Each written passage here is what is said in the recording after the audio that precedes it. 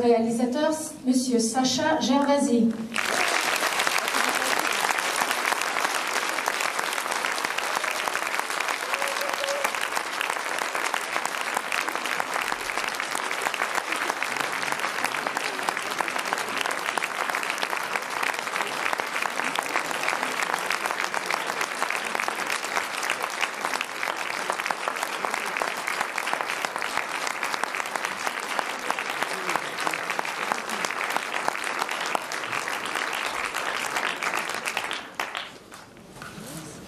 Je vais lancer la première question et puis ce sera à vous. Donc, Monsieur Gervasi, j'aimerais savoir qu'est-ce qui vous a attiré à faire ce film. C'est votre premier film de fiction. Vous êtes un réalisateur et vous parlez d'un autre réalisateur. So, Mr. Gervasi, I'd like to know. Yep. Hello. Thank you for the film.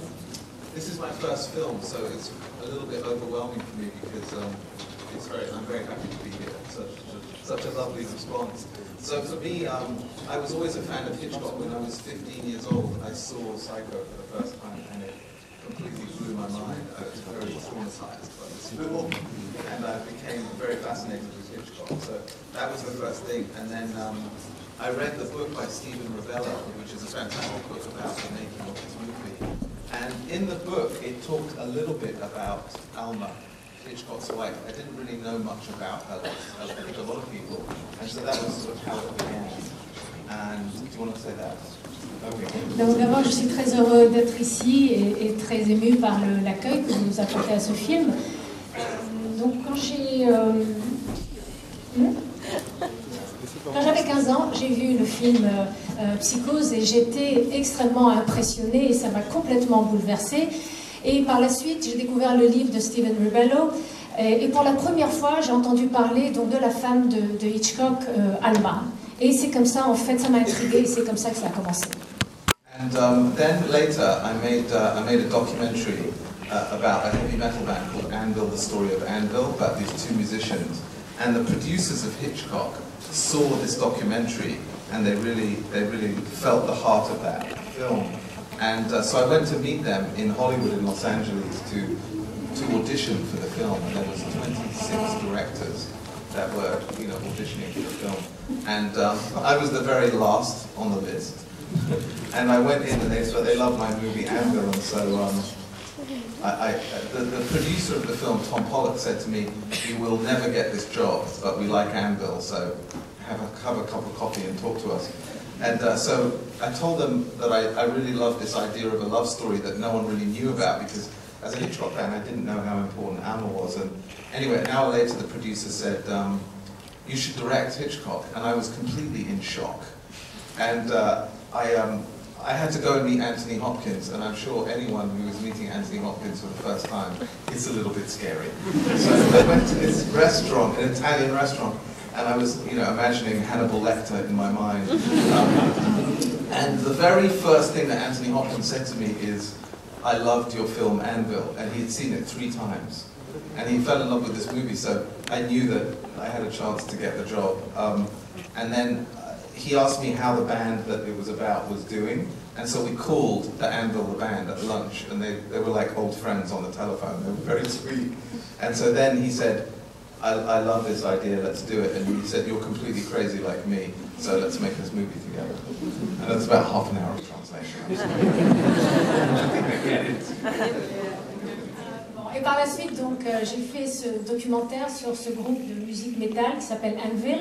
Et les producteurs du film donc, de Hitchcock ont vu ce film et l'ont beaucoup aimé. Ils m'ont appelé, ils m'ont dit « Venez pour l'audition pour le projet du film Hitchcock ». Il y avait 26 réalisateurs et moi j'étais tout en bas de la liste.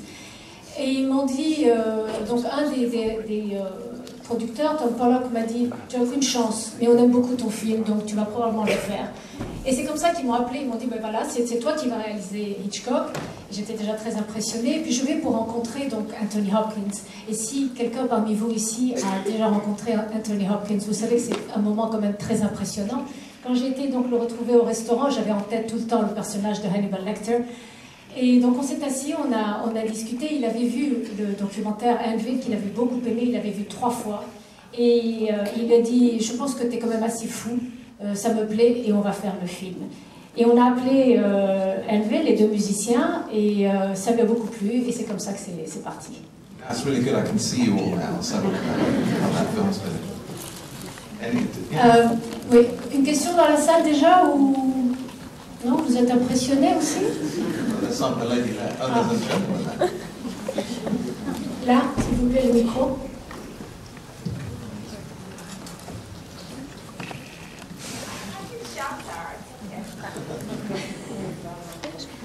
I just wanted to know, has his daughter seen the film? We're hoping that she's going to see it soon. She's quite, Patricia's quite old now. She's about, I think she's in her mid-80s and she's not too well. But the granddaughter, actually they have, the Hitchcocks have 3 grandchildren. There was a really lovely article 2 weeks ago in the New York Times about Alfred and Alma, talking about their working relationship. And what was lovely was that one of the granddaughters was quoted in the article. They called her up, and she said that she was happy that finally her grandmother was getting the respect and the attention that she deserved. And that was really nice to hear, because for so long, in the Hitchcock story, Alma has been in the shadows. So for us, it was a real chance to shine a light on a very important part of Hitchcock's creative life. Donc la question était si la fille ou les petits-enfants de Hitchcock avaient vu le film. Et donc il y avait un article dans le Washington Post qui parlait d'Alma et de New York Times, pardon, et qui en parlait. Et je pense qu'il citait donc une petite fille parce qu'il y a aussi des petits-enfants. Et c'est comme ça que Sacha a eu l'occasion de lui parler. En fait, elles sont très heureuses que finalement on parle de leur grand-mère et du rôle de la grand-mère dans tout le travail de Hitchcock.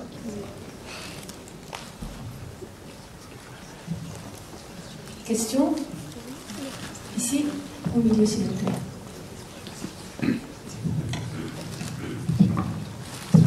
Je vais la poser en français, ça va? Oui. Oui, donc vous dressez vraiment tous les personnages qui ont fait Hitchcock tel qu'on le connaît, Lou Wasserman, Peggy. Vous n'avez pas parlé de Joan Harrison et non plus de Saul Bass. Alors que il y a toujours le mystère qui est posé. Est-ce que Saul Bass a tourné la scène de la douche contrairement à ce qu'on pourrait penser? Vous avez même parlé de Bernard Herrmann, mais Saul Bass, c'est toujours l'homme mystère dans la carrière d'Hitchcock. Et voilà, quel est votre ressenti? So you talk about many people around Hitchcock in the movies, but you say nothing about Saul Bass. So what is your, the controversy about the shower scene? So what is your feeling about it? Well, there's a huge movie that could be made just about Saul Bass. And in Stephen Ravello's book, there was a lot about that.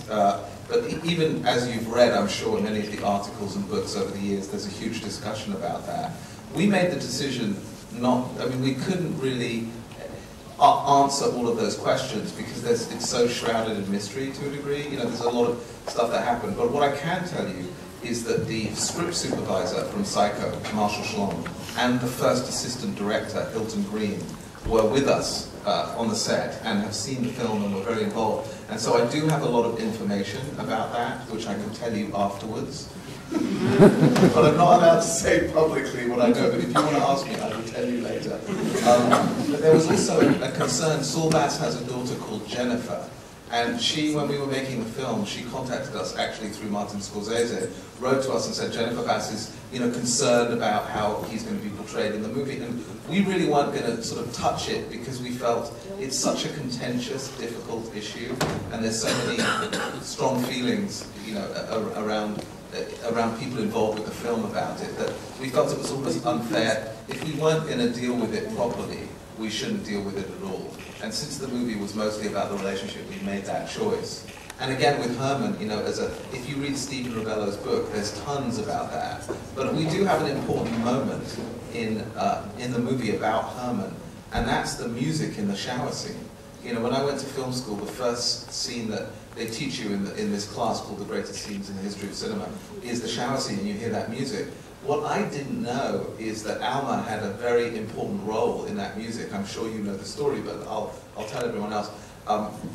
The way Hitchcock wanted to do the shower scene originally was simply a montage with the sound of running water and screams. He didn't want any music. And Bernard Herrmann had written originally a jazz score for this shower scene. And Alma said, you can't do that, Bernie, you have to go away and come up with something better. But Hitchcock refused to listen to it. He said, I won't listen to music. So Alma made Herrmann go away. He came back with that fantastic, iconic landmark cue. And the story goes that in the editing room, Alma sat down with Tomasini and insisted that Alfred Hitchcock listen to this music. Hitchcock was silent, and then they played it a second time. And then Hitchcock paused and he said, I believe my earlier suggestion might have been inappropriate. And so there was so much to tell even around that, but it's an important story, I think, because it really underlines how important Alma was. So we tried to do everything we could from Rebello's book, but really it would take another whole movie to deal with Herrmann, to deal with Bass, to deal with Hilton Green, who also had a big role in the shooting of the shower scene, actually, as well as Saul Bass. But if you find me afterwards, I'll tell you what he told me. Bon, en résumé... Don't even bother. Come on. Vous voulez que je traduise?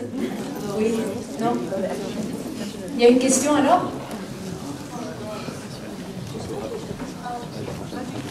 Traduction? Alors il y a beaucoup de... Alors c'est vraiment une question, on aurait pu faire un deuxième film à propos du rôle de Saul Bass et du rôle de Bernard Herrmann au niveau de la musique. Ils ont décidé de se concentrer sur l'histoire d'amour entre les deux, sur le couple.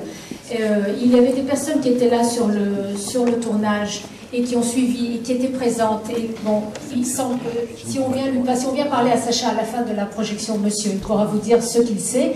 Mais ça a été un choix délibéré de ne pas aborder la question, parce que la question, il y a beaucoup de controverses, chacun a ses convictions. La fille de Saul Bass les a contactés à travers Scorsese pour savoir comment on allait parler de son père. Et ils ont dit que voilà, la question allait être évitée. Simplement, ce qui a été rajouté, en fait, c'est le rôle aussi d'Alma au moment du montage de la scène, au moment de la musique, en fait. Au départ, c'était une musique de jazz, et Alma avait dit que c'est impossible d'avoir du jazz, et Hitchcock ne voulait strictement aucune musique. Il voulait que le bruit de l'eau et les cris de Marion. Et au moment donc dans la salle de montage, avant déjà, Alma avait demandé à Bernard d'imaginer une autre musique, et il avait donc fait ce morceau avec les violons, et elle a demandé à Hitchcock d'écouter simplement cette musique, et une fois qu'il l'a écoutée, il a dit, je pense que ma première, what was it, my first word? Ma première proposition était inadéquate. Il y a une autre question, il y avait une question au fond, en haut? Oui. Levez-vous s'il vous plaît, ce serait agréable de vous voir. Merci. So hi, good evening. First of all, bravo for your film. Et je vais continuer en français pour que nos questions soient plus claires. Je voulais savoir en fait, quand Hitchcock voit le meurtrier, la Ed, je voulais savoir si c'était l'histoire qui s'était inspiré de ce fait divers, ou alors s'il était vraiment obsédé par ce film et par les crimes qu'il voulait filmer. Vraiment le Norman Bates, enfin le personnage de Norman Bates. Je ne sais pas si c'est très clair, mais... So she wanted to know, when we see Ed in the movie, is it part of the story, or is it because it's just to express the obsession Hitchcock had with the... Well, I want to be very clear that the scenes with Ed Gein were fantasy sequences. Some people said to me, did he really know Ed Gein? Ed Gein was not his psychiatrist. Ed Gein never met Hitchcock. It's all in Hitchcock's mind. We wanted to find a way. This was actually a discussion I had with Anthony Hopkins. Because Hopkins has been so fascinated with the dark side of characters. In fact, Ed Gein also inspired the character Buffalo Bill in Silence of the Lambs, obviously. So there's a very deep and dark connection that he has with that particular character. And we just thought it would be, morbidly ironic for Hitchcock's only friend to be one of the most notorious serial killers in American history. So that's where it sort of came from, and it was really a chance to play with his dark side. And the actor, Michael Wincott, I think is a fantastic actor, and the two of them together, I think, created another sort of layer to the film, which is really interesting because, to us, I think Hitchcock's deepest fear, you know, he was obsessed with murder and obsessed with these women at a different time. But I think that his deepest fear was that were it not for the tiny matter of some talent as a director, that he too would have been capable of these horrific crimes. You know, he had this deep fear and paranoia about himself. So I think it was a chance to explore that in those scenes with Ed Gein. Donc en fait c'est un élément complètement, ça vient de leur imagination, c'est un choix délibéré qu'ils ont fait, et c'était pour explorer tout le côté sombre de Hitchcock. Et c'est ce qui intéressait aussi Anthony Hopkins. Il faut savoir que ce personnage de Ed a aussi inspiré Buffalo dans le Silence des agneaux. Donc Anthony Hopkins était très intéressé par ça, et c'était une manière aussi d'introduire une autre couche au film. Hello. Hello. I'm here. Hey. Good evening. Hello. Thank you for this movie. We're students in film, actually, so we came here tonight to see a movie. I wanted to know, for your first movie of fiction, how did you manage to have such great actors and to direct them? I know there is some, maybe not with this one, but there is some ego troubles in Hollywood, so how did you manage it? What are you talking about? I have no idea what you're talking about.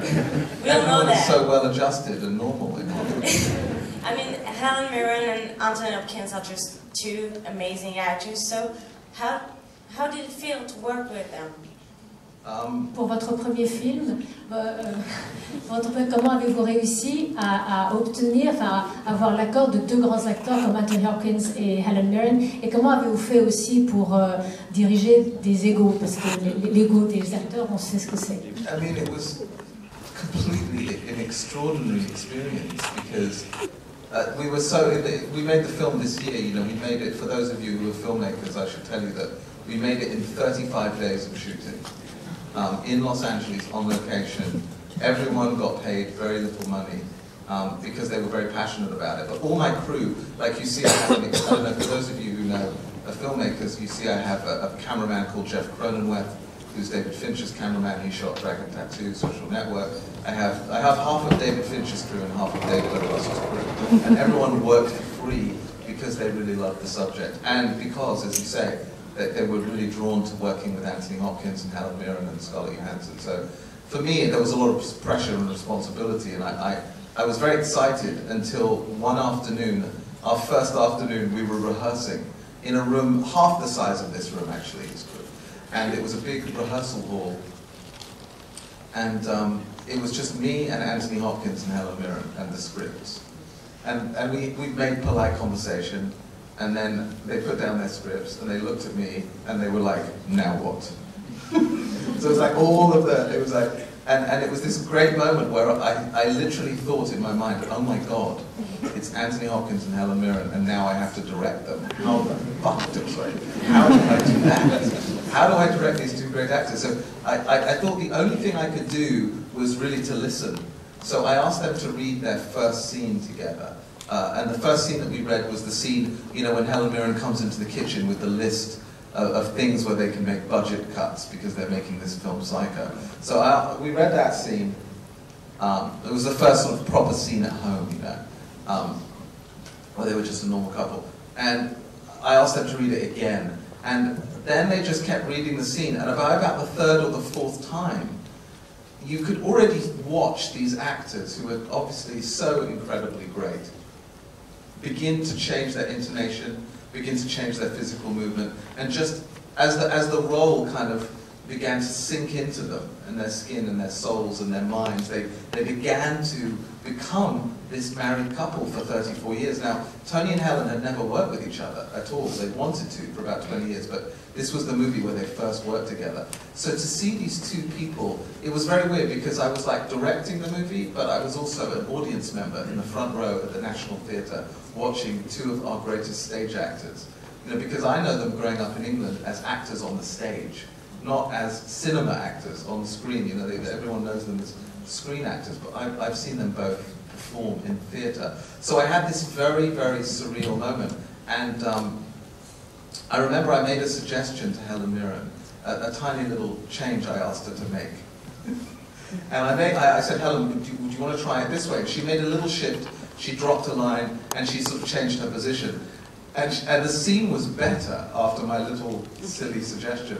And she turned to Anthony Hopkins and said, darling, I think it's going to be all right. It was this wonderful moment where it was very sweet, and they were very, people have asked me, it must have been intimidating. Well, it was, but remember, as much as I was aware of who they were aware that I was a first-time director and that I needed their support.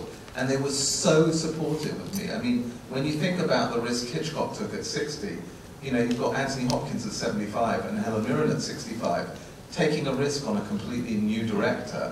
It's a very courageous thing to do. They don't have to do that, and they did. So I will be forever indebted to them for allowing me to direct them, but also to witness how they worked, which was extraordinary. I can't tell you how they did it, but to me, in the first few scenes, they'd been married for 35 years within.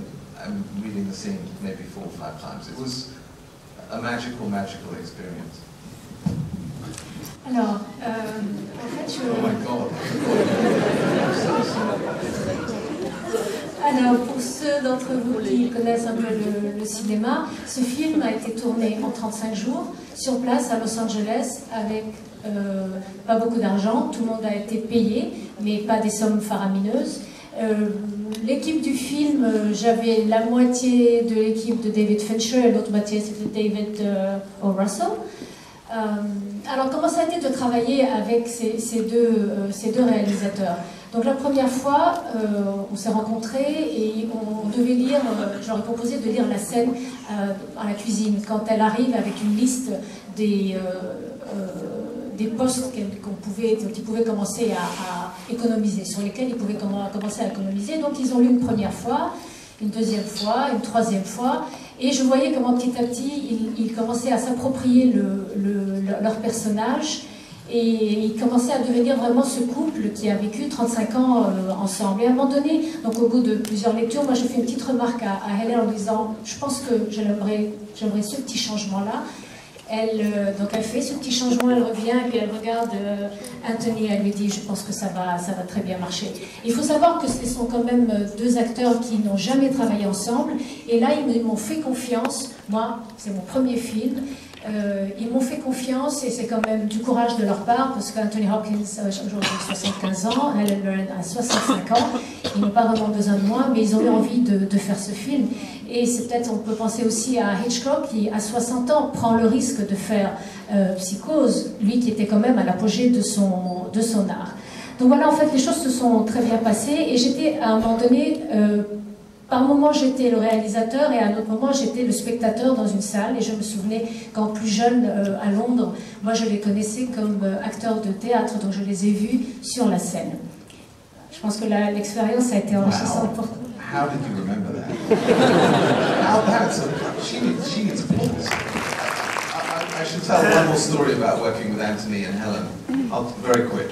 All right. So, because we shot so quickly and we were doing 15, 16-hour days, often with the makeup, in the fat suit, Tony would get very tired. And so, at the end of the day, often he didn't have too much energy. And so, I remember on several occasions, one particular one, I said to Tony, listen, I need another take. And he said, no, I'm not doing any more. I'm tired, let's go home. And he said, okay, fine, we'll do it one more. So I said, I called action, we did it. And he still didn't get it, And I was like, ah. And what was wonderful was Helen Mirren went up to Tony and she said, darling, I fucked it up. I should have been standing there. Darling, can I just get another one, please, darling? Let's just do one more. And she was asking for me, because she knew that I needed the take. And I think that then we did it, and of course Tony said, of course Helen, of course darling. And so then he agreed to it. And because Helen had asked, bang, he got it, and we could all go home. And I was like, thank you, Mirren, because they were both at different times with me like that. They were incredibly supportive and generous. And I have to say, I could not have made the film without Helen Mirren. She is just... If any of you ever, I'm sure some of you know her, but if any of you get to know her or work with her, what you've heard is one tiny % of how amazing she is. She's unbelievably extraordinary woman. Amazing actress. She's the real Alma, yeah. Alors là, j'ai une autre petite histoire de comment le travail s'est fait avec eux. Donc on travaillait 15-16 heures par jour. Et entre les costumes et le maquillage, à la fin de la journée, c'est vrai que c'était fatigant. Anthony Hopkins, ce jour-là, était fatigué. Et moi, j'avais besoin encore d'une prise de plus. Je lui ai dit, allez, on le fait encore une fois. Il a dit, non, non, impossible, je ne vais pas le faire. Et Sacha insiste et il dit, bon, allez, on va le faire. Et lui ne voulait toujours pas. Et c'est là que Helen va vers lui et elle lui dit, mon chéri, j'ai merdé, j'ai vraiment merdé. Est-ce que tu veux bien qu'on refasse la scène? Et il lui dit, ah, bah oui, oui, certainement. Et ils ont refait la scène. Et c'est comme ça qu'à plusieurs reprises, en fait, l'un et l'autre m'ont énormément appuyé, m'ont énormément aidé. Et j'ai besoin de le dire pour dire combien ces acteurs extraordinaires m'ont aidé dans ce film. Et surtout, Helen, si quelqu'un parmi vous l'a rencontrée, si on vous a raconté des choses sur elle, c'est peut-être 1% de la réalité de la femme extraordinaire que c'est. Question. Hello.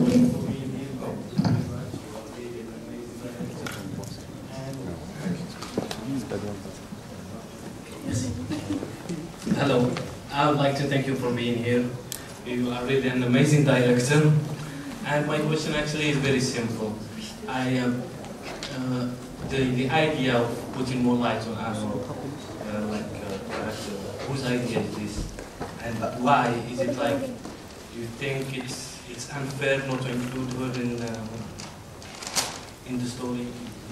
Thank you. I didn't quite hear. So whose idea was it to put who? To put Alma, you mean? Oh, this is in the book. Yeah. Whose idea is to have Alma? Well, it was really Stephen.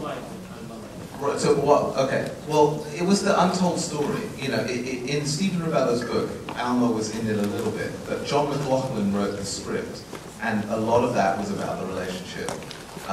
But I think that in the history books, you know, if you look it up, Hitchcock spoke very often about her, so I think people were aware that it was this incredible woman who was also a brilliant collaborator for Hitchcock. Remember, she was an editor, she was a scriptwriter, she had a brilliant instinct for audience, she understood casting, she was involved with him all along the way. And I think it was generally known that the story had not been told. So I think it was really John McLaughlin, the screenwriter, and also the producers who sort of initially had the thought that this is the story to tell. Donc en fait, c'est vraiment le scénariste qui a décidé. Dans le livre de Ravello, on parle d'Alma, mais pas autant que ça. Et c'est le scénariste, donc McLaughlin, qui a décidé de la mettre plus en lumière. Et dans les livres d'histoire, Hitchcock parle beaucoup d'elle. Donc on sait très bien le rôle qu'elle a joué. Elle était une femme, elle était monteuse, elle était scénariste, elle comprenait très bien le public. Donc elle était engagée avec lui à tous les niveaux de la fabrication du film. Fantastic. Up here. Good evening. Hi, in the middle of here. Hello. Thank you very much for a great movie. I thought that one of the things that worked really well in the movie is that after about 30 seconds, you forget that it's Anthony Hopkins playing Alfred Hitchcock, and you think it's Alfred Hitchcock playing himself in the movie. Thank God. But what was that like for you? You've been such a passionate fan of Alfred Hitchcock. From the moment you met Anthony Hopkins for lunch, that time where you talked to the movie, to the time you saw him come out in a costume on the set, and then seeing him every day play your hero, that must have been something. Did you ever get confused? Did you ever get, I'm watching Alfred Hitchcock? Alors, la question c'est d'abord merci pour ce film et que Anthony Hopkins est extraordinaire. Au bout de 30 secondes, on oublie que c'est lui, on pense voir Hitchcock. Comment est-ce qu'elle a été pour vous? Quelle a été votre réaction? Est-ce que de voir Hopkins donc jouer Hitchcock et comment est-ce que vous l'avez perçu à la fin? It was extraordinary because when I met him at lunch, he started already practicing the voice. He went, "Good evening," doing it. We made a very conscious choice. We played with the makeup quite a lot. The first time we did the makeup, we had the makeup and he looked exactly like Alfred Hitchcock. I mean, everything from every angle. The problem was that we couldn't see Anthony Hopkins. And we wanted to let the audience know it's Anthony Hopkins playing Alfred Hitchcock. So even though you believe it's Alfred Hitchcock, it's really Hopkins' version of Alfred Hitchcock because he's channeling the spirit of the character. They're very similar to what he did in Nixon.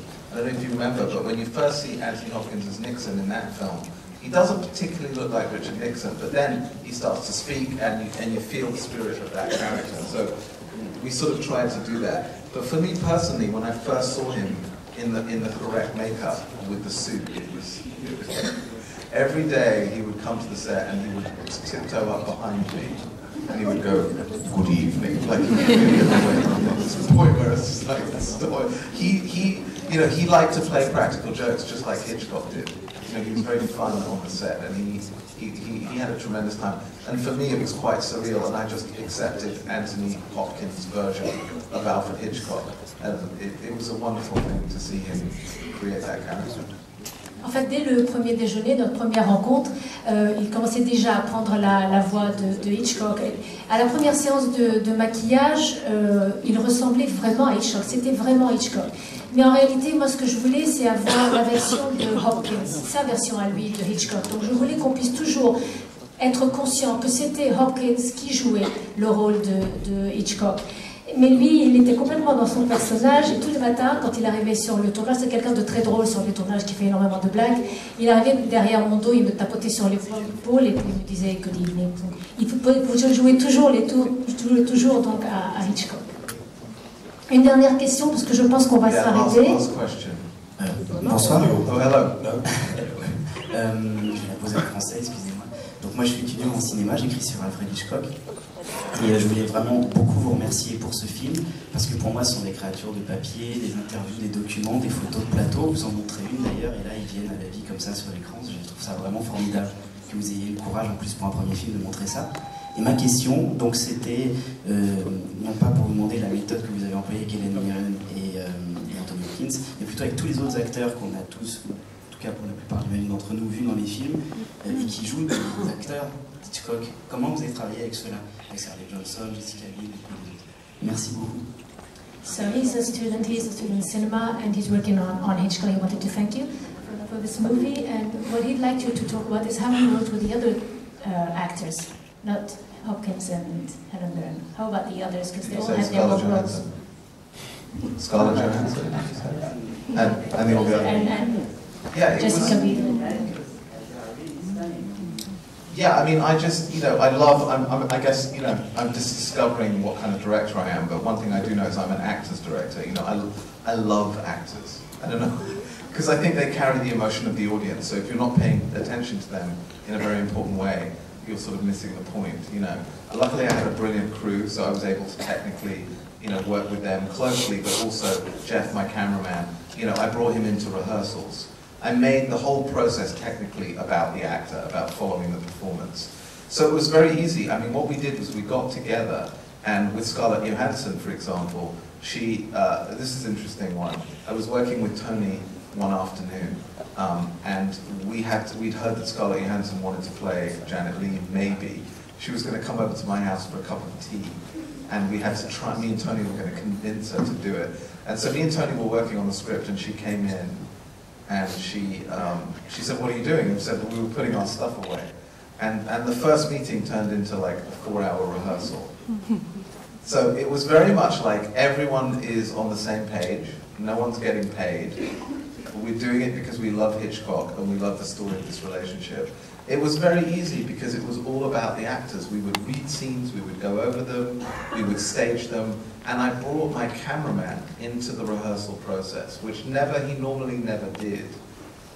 So I think that was how it was. It was very easy, and I guess it was also very collaborative. It was like the crew and the actors as one. There was not big stars and crew, you know what I mean? It was just all kind of one family. So I don't know, I just sort of followed my instinct and listened to the actors. Alors, ce qui m'intéresse, c'est vraiment les acteurs. Je suis un réalisateur d'acteurs. Et ils étaient tous en fait au même niveau, on travaillait tous ensemble. J'amenais la caméra au moment des répétitions, ce qui ne se faisait normalement pas. Pour Scarlett Johansson, par exemple, on voulait qu'elle puisse faire partie donc du film. Et j'étais là avec Tony, j'avais travaillé longtemps avec elle, et on avait rendez-vous avec Scarlett pour voir le thé, pour se rencontrer. Et ce rendez-vous autour d'un thé a fini par durer 4 heures, où en fait c'est devenu presque une séance, c'est devenu une séance de répétition. Donc, il n'y avait pas dans cette équipe, d'abord j'avais une équipe extraordinaire, il n'y avait aucune hiérarchie, tout le monde travaillait ensemble, tout le monde était au même niveau, tout le monde était peu payé, mais tout le monde avait envie de faire ce film parce que tout le monde faisait ce film par passion pour Hitchcock. Fantastic. Can I go to bed now? Désolé, on va s'arrêter. Merci beaucoup.